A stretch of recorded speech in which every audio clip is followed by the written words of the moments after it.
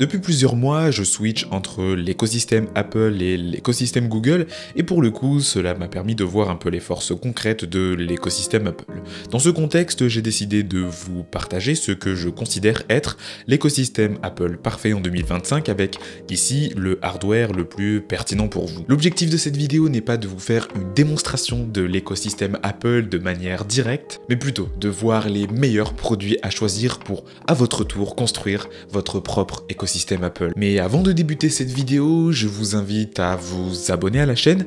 Ici, on parle de nouvelles technologies quotidiennement, c'est-à-dire 1 à 2 fois par semaine. Donc un grand merci à ceux qui prendront le temps de le faire.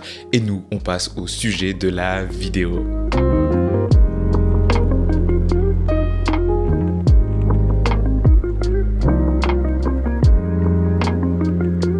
C'est le produit qui de très loin se vend le plus chez Apple, ce qui en fait une porte d'entrée idéale dans l'écosystème. Je parle bel et bien de l'iPhone. Pour le coup, l'iPhone est un produit assez universel où la qualité de l'expérience est plus ou moins excellente en fonction des générations.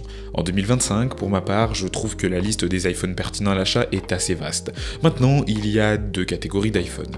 Ceux qui sont compatibles Apple Intelligence et ceux qui ne sont pas compatibles Apple Intelligence.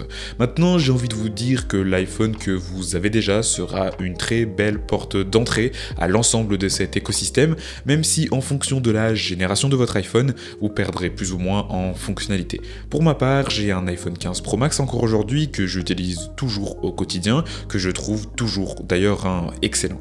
Il est fiable, il a une bonne batterie, il est fluide, il est parfait pour créer du contenu et même il est visuellement parfaitement réussi. La condition que je donnerais pour acheter un iPhone en 2025 est la fiabilité de ce dernier. Cela réside selon moi par l'approche du design mais aussi par la qualité de ce qu'il y a derrière. iPhone 15 ou encore iPhone 16 sont évidemment des générations d'iPhone qui répondent parfaitement à ces critères et qui en font des iPhones parfaitement adaptés pour évoluer pendant 4, 5, 6 ans dans votre propre écosystème Apple. D'ailleurs, je vous recommande vraiment de prendre le temps de personnaliser votre iPhone car vous allez passer d'un iPhone basique à votre propre iPhone, celui qui va s'intégrer dans votre propre écosystème. Prenez le temps de personnaliser votre écran d'accueil avec des widgets, des dossiers ou des apps que vous appréciez.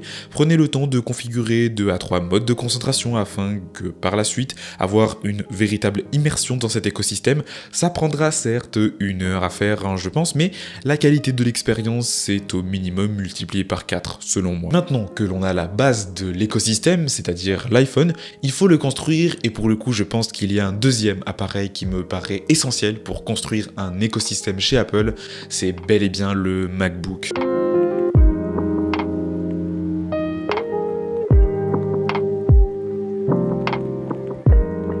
Je fais partie des gens qui étaient convaincus par le format iPad pour compléter l'iPhone et même si j'aime plus ou moins encore ce produit pour ma part, hormis pour une catégorie de personnes bien précises, je ne recommande pas vraiment d'acheter un iPad pour construire la base de son propre écosystème Apple.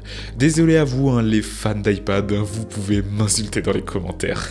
Selon mon expérience et selon vos différents retours aussi et de ce que j'ai pu voir au global, je pense que le MacBook qui saura vraiment compléter votre propre écosystème, c'est le MacBook Air M2. Aujourd'hui disponible de base avec 16 Go de RAM à un prix franchement attractif, le MacBook Air M2 est un ordinateur portable vraiment capable en 2025. Pour exécuter des tâches de bureautique très rapidement comme de la saisie, de la compta ou pour du multimédia par exemple, aucun problème. Il sera fiable pour au moins 6 à 7 années. Évidemment, un MacBook Air M2 permet d'aller bien plus loin et c'est logique. Sur une machine comme celle-ci, vous pourrez très rapidement créer du contenu, que ce soit de la photo, de la vidéo, des visuels ou même des interfaces web par exemple. Le tout sera dans une très grande fluidité, surtout que la machine n'a pas tendance à chauffer ni à vraiment ralentir.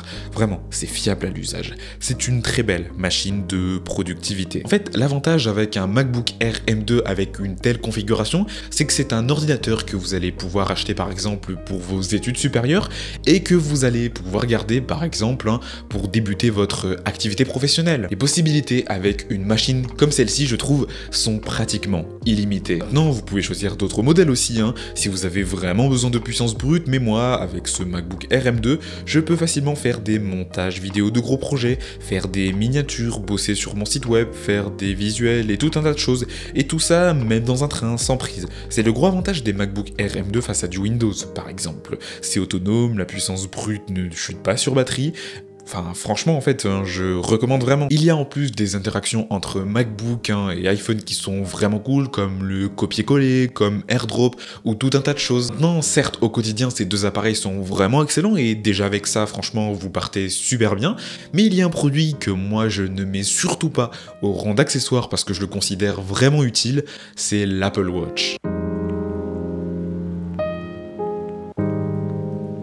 Si vous souhaitez aller plus loin dans la connectivité, le sport ou encore la santé, je vous recommande de prendre une Apple Watch. Et pour le coup, je pense que tout va être une question d'usage dans votre choix. En effet, si c'est votre toute première Apple Watch, que vous n'en avez jamais eu, ou même que vous avez jamais eu de montre connectée, je considère que l'Apple Watch SE2 est vraiment un très bon achat. C'est un produit qui vraiment s'intègre parfaitement dans l'écosystème et qui pourra par exemple déjà déverrouiller votre MacBook Air M2. Maintenant, si vous souhaitez aller plus loin dans les fonctions de sport ou que vous souhaitez un suivi de santé plus poussé, plus précis, vous pouvez opter pour une Apple Watch série 9 ou même série 10. Moi qui possède une Apple Watch série 8, je trouve que ces deux itérations sont cohérentes et franchement pas mal pour aller plus loin, surtout que l'iPhone permet de mettre en forme toutes ces données dans l'application Forme et Santé. Vous avez le choix aussi de prendre une Apple Watch Ultra 2, mais là pour le coup c'est pratiquement le prix du MacBook, donc ça se réfléchit vraiment. Plus épaisse, plus autonome avec des fonctionnalités d'aventure,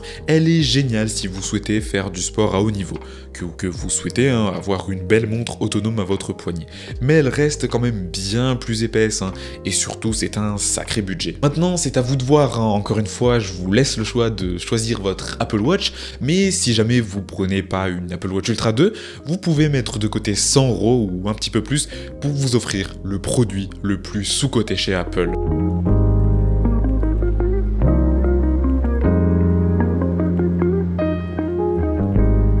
Le produit le plus sous-coté chez Apple, ce ne sont pas les AirPods Max, ce ne sont pas des produits de chez Beats, ce n'est pas un HomePod mini non plus, non. Pour moi, le produit le plus sous-coté chez Apple que je vous recommande, c'est l'Apple TV. Apple TV est un boîtier que vous branchez en HDMI sur votre téléviseur et en quelques minutes de configuration, vous avez un téléviseur qui passe de l'OS de base à un OS 100% Apple, tvOS. Vous pouvez profiter de la plupart des applications dans une interface incroyablement fluide avec une belle cohérence d'ensemble. MyCanal, Apple Music, Prime Video ou encore Netflix font partie de nombreuses applications disponibles dans le catalogue. Le tout est hyper fluide et surtout très logique à l'usage. Vous avez en plus une télécommande qui comme ça a l'air basique mais qui clairement à l'usage est assez incroyable. C'est simple, après avoir testé une télécommande comme celle-ci, vous allez plus pouvoir faire un retour arrière.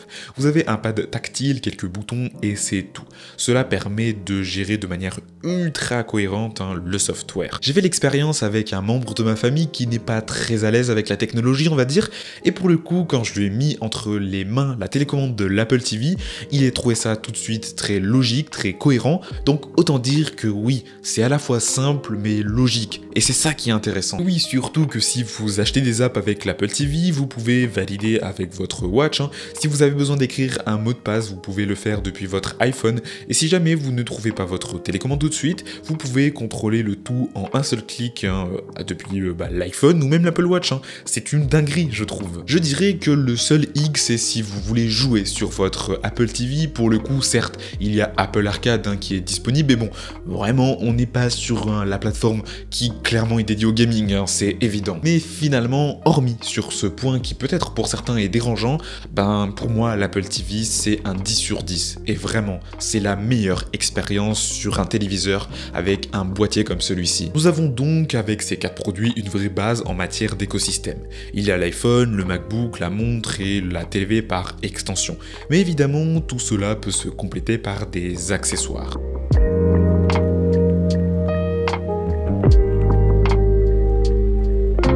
Il il existe une tonne d'accessoires qui peuvent plus ou moins améliorer votre expérience dans l'écosystème Apple. Le HomePod mini est par exemple une petite enceinte pas chère, pratique et assez fiable, même si pour les plus exigeants en termes de son, un Sonos Erasin en AirPlay sera davantage plus efficace. Vous pouvez aussi choisir de prendre un chargeur 3 en 1 pour charger en MagSafe votre iPhone, votre Apple Watch et pourquoi pas vos écouteurs comme des AirPods par exemple. Vous pouvez aussi acheter un AirTag pour votre portefeuille, une batterie externe MagSafe pour avoir un maximum de batterie possible, un iPad pour ceux qui veulent un appareil informatique simple. Franchement, chez Apple comme chez de nombreux revendeurs, vous avez un choix démesuré d'accessoires plus ou moins chers. Ce que je veux dire au final, c'est que c'est vraiment à vous de choisir vos accessoires qui vont compléter votre expérience dans l'écosystème Apple, parce que moi je considère que c'est assez personnel. Ce n'est pas comme l'iPhone, le MacBook ou encore même le concept de télé ou même de montre connectée, où pour le coup je trouve que ce sont des usages qui sont assez conventionnels, du moins des appareils qui sont assez conventionnels. D'ailleurs, si jamais vous vous posez vraiment la question de quel iPhone choisir, eh ben vous savez quoi, j'en ai fait une vidéo récemment sur la chaîne que je vous invite à aller voir. Et puis moi, sur ce, je vous invite à vous abonner à la chaîne, à mettre un like et à laisser un commentaire si vous avez des questions ou un retour d'expérience à partager. Et moi, sur ce, je vous dis à très vite pour une nouvelle vidéo sur la chaîne. Allez, salut!